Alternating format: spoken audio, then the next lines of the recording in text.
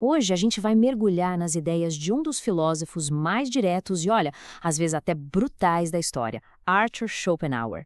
Ele deixou um guia que continua super atual sobre como pensar com clareza e escrever com propósito. E as lições dele, sério, parecem feitas para o nosso mundo de hoje, que é lotado de informação. Quem nunca teve essa sensação, né?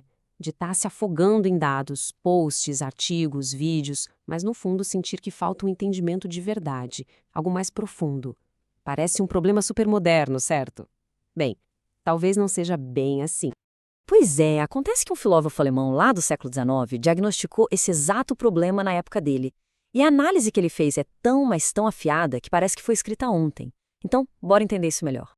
Para o Schopenhauer, o mundo intelectual da sua época estava literalmente doente. Ele enxergava uma cultura que dava muito mais valor para a aparência do saber do que para o pensamento genuíno. Sabe, aquela coisa da erudição superficial. E ele foi lá e apontou dois sintomas principais dessa doença. O primeiro, ele chamou de doença da leitura excessiva. Já o segundo, que é uma consequência direta do primeiro, é a praga da má escrita. Vamos dar uma olhada em cada um.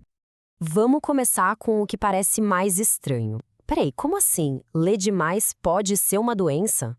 Para Schopenhauer, o problema não era ler, claro, mas o jeito como as pessoas liam, usando os livros como um substituto para o pensamento e não como um combustível para ele. E olha que genial essa distinção que ele faz. De um lado está o erudito. Para o Schopenhauer, o erudito é aquele que só enche a cabeça com pensamentos dos outros, usando esse conhecimento como se fosse um enfeite, uma peruca, como ele mesmo dizia. É um saber de segunda mão. Do outro lado, a gente tem o pensador. Esse lê direto do livro do mundo, sabe? Usando a própria experiência e observação para cultivar ideias originais, que se tornam parte de quem ele é. E essa frase aqui resume tudo de um jeito que corta fundo. Ele acreditava que ler o tempo todo sem parar para digerir e refletir, na verdade impede a mente de criar as próprias ideias. A mente acaba virando uma coisa passiva, só um depósito para os pensamentos dos outros. E essa mente, que está doente por excesso de informação não digerida, acaba se revelando de um jeito muito claro, na escrita. Para Schopenhauer, a praga da má escrita é o resultado direto de uma mente que não consegue mais pensar por conta própria.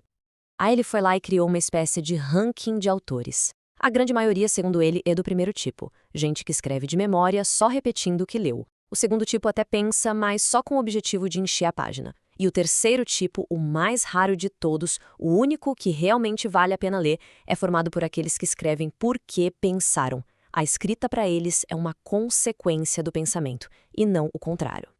Tá, mas como a gente identifica esses maus escritores? Os sinais são bem claros. Eles escrevem por dinheiro, não por paixão. Usam uma linguagem toda enrolada, cheia de palavras difíceis, para esconder que, na verdade, não tem muito o que dizer. Para eles, parecer profundo é mais importante do que ser entendido. Ok, a gente já viu o diagnóstico pesado do Schopenhauer. Mas ele também deu a receita da cura. E ela é tão simples quanto profunda. Pensar por si mesmo. Mas o que é exatamente pensar por si mesmo? Não é só ter uma opinião qualquer, não. É um processo ativo. É pegar a informação que chega, seja de um livro ou da vida, e, sabe, trabalhar nela. Comparar, combinar, questionar, até que aquilo deixe de ser um fato externo e vire parte do seu próprio jeito de pensar. E essa analogia dele é simplesmente brilhante.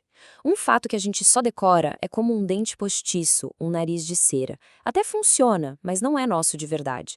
Agora, uma verdade que a gente alcança com nosso próprio esforço mental, essa é como um braço, uma perna, é orgânica, é viva, pertence totalmente a nós. Então, a grande sacada é que a cura para a mente, o pensar por si mesmo, tem uma expressão que todo mundo pode ver. Ela se manifesta no jeito que a gente se comunica. E a forma mais elevada disso tudo é a escrita, que tem substância, que tem estilo.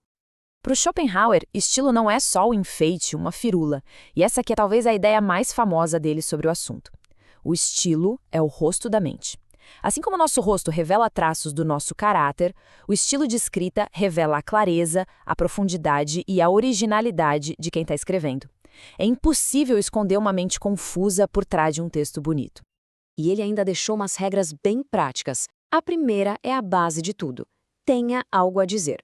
Parece óbvio, né? Mas é aí que tudo começa. Depois, seja simples e claro, não tente impressionar com palavras difíceis. Para ele, a verdadeira genialidade está em usar palavras comuns para dizer coisas extraordinárias. E, acima de tudo, seja autêntico. A sua voz é o seu pensamento. E isso tudo nos traz de volta para agora. As preocupações do Schopenhauer lá do século XIX nunca foram tão urgentes. Com algoritmos decidindo o que a gente vai ler e inteligências artificiais criando textos sem parar, a batalha para cultivar um pensamento original e autêntico se tornou mais real do que nunca. Vamos fechar com esta reflexão poderosa. Um pensamento original é algo precioso e que pode sumir num piscar de olhos. É como um encontro com alguém que a gente ama. Se a gente não valoriza, se não anota, ele pode se perder para sempre. E talvez esse seja o maior legado de Schopenhauer para nós. Um chamado para a gente capturar, cultivar e expressar os nossos próprios pensamentos.